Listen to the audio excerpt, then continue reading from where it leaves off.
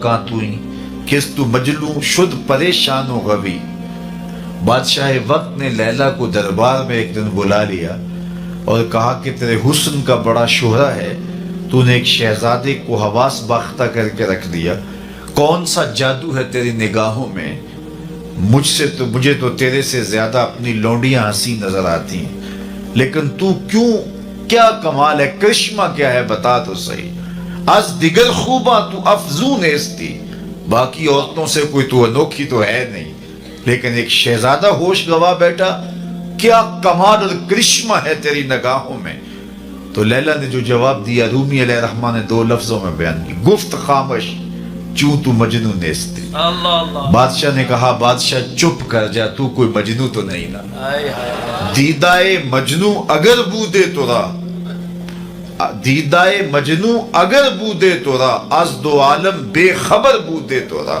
اگر تیری آنکھ مجنو والی ہوتی پھر تو مجھے دیکھتا۔ تو ہوشدار و مجنو بے خودست، در طریق عشق بیداری بدست۔ تو ہوش والا ہے اور مجنو چھٹی دے کے آیا ہوش کو، اور اس کوچے میں جو ہوش کی پونجی لے کر آیا اسے سودا ملتا ہی نہیں ہے، یہ سکہ اس گلی میں چلتا ہی نہیں۔ تو رومی کہتے ہیں کہ اگر لیلا کو دیکھنا ہے تو مجنو کی آنکھ چاہیے، اور مصطفیٰ کو دیکھنا ہے تو ابو بکر کی آنکھ۔ اور اقبال بولا معنی حرفم کنی تحقیق اگر، بنگری با دیدائے صدیق اگر، قوت قلب و جگر گردد نبی، از خدا محبوب تر گردد نبی۔ اقبال کہتا ہے اگر نگاہ ابو بکر مل جائے تو جدھر دیکھو گے جلوے نبی کے ہی نظر آئے۔ خدا تک پہنچنے کے بعد بھی اسی در کا شکریہ ادا کرنا پڑے گا، چونکہ اگر یہ چوکھٹ نصیب نہ ہوتی تو خدا تک بھی رسائی نصیب نہ ہوتی۔ اس لیے وہاں پہنچ کر کے بھی اس چوکھٹ پہ سلامی پیش کرنا ہوگی۔ تو یہ ایک راستہ ہے، ذریعہ ہے، تو جہاں محبت ہوتی ہے تو وہاں عیب دکھائی نہیں دیتا۔ اچھا، محبت کا بہت بڑا تقاضا یہ ہے کہ بندہ جہاں محبت کرتا ہے تو تقاضۂ محبت یہ ہے کہ محب محبوب کی بات مانتا ہے، محبوب کی اطاعت کرتا ہے۔ محبت خالی لفظوں سے نہیں ٹپکتی، عمل بتاتا ہے کہ یہ محب ہے، رویے بتاتے ہیں کہ یہ محب ہے۔ اللہ اکبر۔ میں اور آپ اللہ اس کے رسول سے اگر محبت کرتے ہیں تو ہم اپنی محبت کا محاسبہ کریں اپنے اندر اتر کے۔ جن سے دعویٰ محبت ہے، کیا ان کی بات مانتے ہیں؟ کیا ان کے طرز زندگی کو اختیار کیا ہے؟ میرے حضور مدینہ المنورہ کی گلی سے گزر رہے ہیں تو ایک محل نما مکان بن رہا تھا، تو آقا کریم علیہ السلام نے گزرتے رک کے پوچھا یہ کس کا ہے؟ تو کسی نے کہا فلاں انصاری کا۔ حضور گزر گئے، کسی نے جا کے اسے بتایا حضور گزرے تھے، تیرا مکان دیکھا تھا۔ حضور کے چہرے پہ مسرت کے آثار نہیں آئے۔ انہوں نے کہا ہاں بالکل۔ خیر، انہوں نے کدال پکڑا اور مکان کو زمین کے برابر کر دیا۔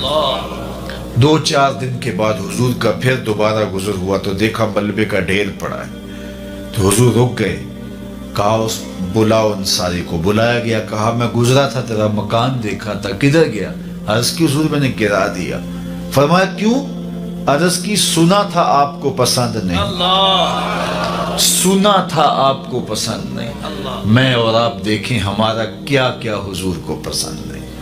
سر سے لے کر پاؤں تک، پیدائش سے لے کر کے موت تک، عقیقے ولیمے سے لے کر کے اپنے انداز تجارت تک، اپنی نجی زندگی سے لے کے انداز سیاست تک، ہمارا کیا کیا حضور کو پسند۔ ایک شخص بحرین سے آئے اور حضور سے انہوں نے سلام پیش کرنا چاہا، آقا نے اعراض کیا، رخ پھیر لیا۔ وہ سمجھے شاید اتفاقاً حضور نے رخ پھیرا ہے، تو جدھر رخ پھیرا تھا تو ادھر سے جا کے حضور کو پھر سلام کیا، تو آقا نے پھر رخ پھیر لیا۔ وہ سمجھ گئے کہ حضور ناراض ہیں۔ تو جو اصحاب تھے ان سے کہا کہ مجھے تو سمجھ نہیں کہ حضور کی ناراضگی کا سبب کیا ہے، تو کیا تم بتا سکتے ہو کہ حضور کیوں ناراض ہیں؟ انہوں نے غور کیا تو کہا یہ تم نے سونے کی انگوٹھی پہنی ہے، تو اللہ کے محبوب اس کو حرام فرما چکے ہیں اور جہنم کا انگارہ قرار دیا ہے. تو اس وجہ سے حضور ناراض ہو سکتے ہیں. ہمیں تو یہی سبب لگتا ہے. تو وہ آگے بڑھے اور انگوٹھی اتارتے ہوئے حضور کو پیش کرتے ہوئے کہا حضور کیا اس وجہ سے ناراض ہے؟ تو آقا کریم نے اس کو پکڑا اور یوں پھینک دیا. ناراضگی کی وجہ ختم ہو گئی. اللہ اکبر. کئی لوگ وہ سونے کی چین ڈال لیتے ہیں اور مختلف انگوٹھیاں ڈال لیتے ہیں. بلکہ میں نے ایک شخص کو دیکھا کہ اس نے جو ہے وہ ایک کڑا ڈالا ہے. تو میں نے کہا کہ یہ کیوں ڈالا ہے؟ تو وہ کہنے لگا یہ مدینہ شریف سے آیا ہے. میں نے کہا مدینے والے نے تو منع کیا ہے, انہوں نے تو روکا ہے. تو حضور نے اس کو پھینک دیا. ناراضگی ختم ہو گئی. وہ بیٹھ گیا. مجلس جاری رہی, گفتگو چلتی رہی.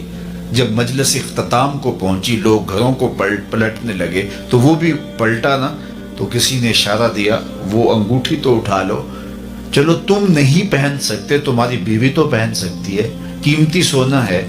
تو اس نے کیا کہا؟ واللہ لا آخذہ وقد طرحہ رسول اللہ صلی اللہ علیہ وآلہ وسلم. اس نے کہا اللہ کی قسم میں اسے کبھی بھی نہیں اٹھاؤں گا جس کو میرے رسول نے پھینک دیا. تو میں اور آپ دیکھیں کہ ہم کہاں کھڑے ہیں. محمد دی زیارت محمد دے رنگ وچ, اے ٹھگ بازیاں جانے پیارا محمد. چوب نام مصطفیٰ خانم درود, از خجالت آب می گردد وجود. عشق می گوید کہ محکوم غیر, سینائے تو از بتا مانند دیر. تا نداری از محمد رنگ و بو, بر زبان خود میالا نام او. اگر ان سے محبت کا دم بھرتے ہیں, ان سے پیار الفت کا رشتہ رکھتے ہیں, تو پھر ہمارا طرز زندگی بتائیں. میرے استاد فرمایا کرتے تھے یہ نہ ہو کہ لوگ تمہیں پوچھے تم کون ہوتے ہو, تمہیں بتانا پڑے کہ ہم مسلمان ہوتے ہیں. یہ دیکھو مذہب کے خانے میں اسلام لکھا ہے. صاحب فرمایا کرتے تھے نہیں, نہ کسی کو پوچھنا پڑے نہ تمہیں بتانا پڑے. تمہارا طرز زندگی, انداز معاشرت, تمہاری وضاحت, تمہارے انداز حیات, تمہارے تیور ایسے ہونے چاہیے. تم دور سے آ رہے ہو, لوگ پہچان کے کہیں وہ دیکھو محمد عربی کا غلام آ رہا. نور آنکھوں میں تو چہروں پہ اجالے ہوں گے, مصطفیٰ والوں کے انداز نرالے. دنیا میں بھی ان کے دم سے مقدر چمکا.